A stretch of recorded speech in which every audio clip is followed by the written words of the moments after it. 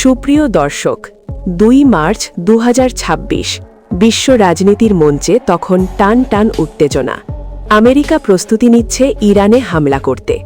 আমেরিকার লক্ষ্য ইরানের মাটির গভীরে লুকিয়ে থাকা বিশাল সব পরমাণু গবেষণা কেন্দ্র আর সুরক্ষিত বাংকারগুলোকে ধুলোয় মিশিয়ে দেওয়া।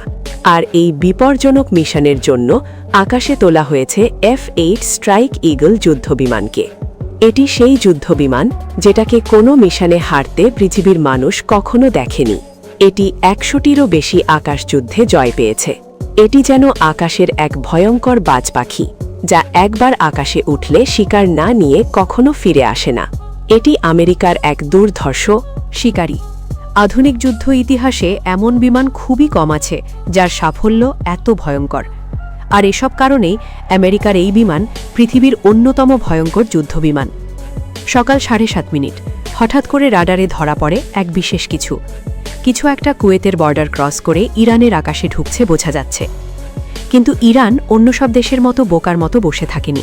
তারা খুবই সতর্ক ছিল। তারা বুঝতে পেরেছিল তাদের দিকে কিছু একটা ছুটে আসছে। F-15E স্ট্রাইক ঈগল এর নাম শুনলেই সারা বিশ্বকাপে, কারণ এই বিমানটি যেমন পরিষ্কার রাডারে দেখা যায় না, তেমনি ভয়ঙ্কর সব গাইডেড মিসাইল বহন করে ইরান বহু বছর পিছিয়ে ছিল। কিন্তু কয়েক দশক ধরে ধীরে ধীরে তারা উন্নত করেছে তাদের রাডার, মিসাইল এবং প্রতিরক্ষা ব্যবস্থা। আর এই সিস্টেমগুলো প্রস্তুত ছিল আমেরিকার এই ভয়ঙ্কর বিমানকে চিনে ফেলার জন্য। আমেরিকার 3টি স্ট্রাইক ঈগল যখন সীমান্ত অতিক্রম করল, তখনই ইরানের রাডার সিস্টেমগুলো সতর্ক হয়ে গেল। শুধু তাই নয়, ইরানের এয়ারফোর্স গভীর জঙ্গলে, পর্বতের গায়ে এবং বিভিন্ন গোপন ঘাঁটি থেকে নজর রেখেছিল আকাশের দিকে। প্রথম দিকে আমেরিকা এই 3টি F-ঈগল যুদ্ধবিমান ইরানের রাডারে ধরা দিয়েছিল 3টে ছোট মৌমাছির ছদ্মবেশে। কিন্তু ইরানের উন্নত রাডার সিস্টেম আর পাইলটরা ছিল অত্যন্ত অভিজ্ঞ। তারা জানত আমেরিকার এই ভয়ঙ্কর যুদ্ধবিমান যেদিন রাডারে ধরা পড়বে, সেদিন কিছু একটা হয়ে যাবে। ইরানের রাডার অপারেটররা এই রাডারের মধ্যে ছোট ছোট দাগ ধরছিলেন। তারা ধৈর্য ধরে অপেক্ষা করছিলেন। আর হঠাৎ রাডারের এক কোণায় ঝলমল করে উঠল এক অদ্ভুত সিগন্যাল। একটা নয়, বরং 3টে অস্পষ্ট দাগ। এটা নাকি আমেরিকার সেই ভয়ঙ্কর যুদ্ধবিমান। ইরান এটাকে ভয় না পেয়ে চ্যালেঞ্জ হিসেবে নিয়েছিল। ইরানের এয়ারবেসে থাকা সেনা কর্মকর্তারা দ্রুতই মোবাইল এয়ারবেস প্রতিরক্ষা ব্যবস্থা অ্যাক্টিভ করতে লাগলেন। সাথে সাথে ড্রোন, মিসাইল, রাডার সব একসাথে অ্যাক্টিভ হয়ে গেল। F-15E যুদ্ধবিমান চেষ্টা করল বিভিন্ন কৌশল অবলম্বন করতে। একটু একটু করে আমেরিকার এই ভয়ঙ্কর যুদ্ধবিমানের উপস্থিতি রাডারে টের পেল ইরান। আর সাথে সাথে মিসাইল ইউনিটের নির্দেশ দেওয়া হলো বিমানটিকে নকআউট করতে। বিমানটি যখন ইরানের সীমান্তের একদম কাছাকাছি চলে এলো, তখন রাডারে স্পষ্ট দেখা গেল। আর এটাই ছিল সেই সুযোগ যেটা ইরানের এয়ারফোর্স চেয়েছিল। একটা বিমানকে টার্গেট করে মিসাইল ছুটে গেল আকাশে আর দ্রুত গতিতে হারিয়ে গেল মেঘের আড়ালে। বিমানের পাইলট চেষ্টা করল মিসাইল এড়িয়ে যেতে উঁচুতে ওঠা, ডানে বাঁক নেওয়া, 360 ডিগ্রি অ্যাঙ্গেলে ঘোরা।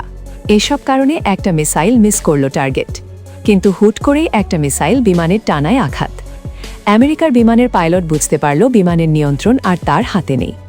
আর ঠিক তখনই কোনো কিছু চিন্তাভাবনা না করেই বিমানের পাইলট সিট ইনজেক্ট করেন। একদিকে বিমানের পাইলট সিট ইনজেক্টের মাধ্যমে প্যারাশুটের মাধ্যমে মাটিতে নামছেন, আর অন্যদিকে বিমানে আগুন জ্বলতে জ্বলতে বিমানটা অগ্নিগোলকের মতো মাটিতে পড়ছে। এর মধ্যেই খবর পৌঁছে গেল আমেরিকার হোয়াইট হাউসে। কিন্তু আমেরিকার হাতে পরিস্থিতি সামলানোর কোনো উপায় নেই, কারণ আমেরিকার পাঠানো বাকি আরও 2টা F-15E স্ট্রাইক ঈগল যুদ্ধবিমান এখন ইরানের মিসাইলের টার্গেটে। মাত্র কয়েক সেকেন্ডের ব্যবধানে আরও কয়েকটা মিসাইল টার্গেট করা হলো ওই 2টা বিমানের দিকে। পরপর 2টা বিমানকে নকআউট করে ধ্বংস করা হলো। আর এভাবেই ইরান আমেরিকার অহংকারকে ধুলোর সাথে মিশিয়ে দিল। কিন্তু দুঃখের বিষয়, আমেরিকা কখনো চায় না তাদের ক্ষয়ক্ষতির হিসাব মিডিয়ার সামনে আসুক। তাই আমেরিকা গোটা পৃথিবীকে একটা মিথ্যা জানিয়ে দিল। তারা বলল এটা ছিল একটা ফ্রেন্ডলি ফায়ার, অর্থাৎ আমেরিকা কুয়েতের নিরাপত্তা দেওয়ার জন্য 3টে F-15E বিমান পাঠিয়েছিল। আর কুয়েতের এয়ার ডিফেন্স সিস্টেম এই বিমানগুলোকে অপরিচিত এবং শত্রুর বিমান ভেবে কুয়েত থেকেই মিসাইল দিয়ে অ্যাটাক করেছে। মূলত কুয়েত ইরানের বিমান ভেবে আমেরিকার এই বিমানগুলোকে ধ্বংস করেছে। কিন্তু গোটা দুনিয়া জানে আমেরিকার এই অহংকার এই বিমানগুলোকে ইরান ধ্বংস করেছে। আর এই তথ্যপূর্ণ ভিডিওটি সকলের সঙ্গে শেয়ার করে দেবেন।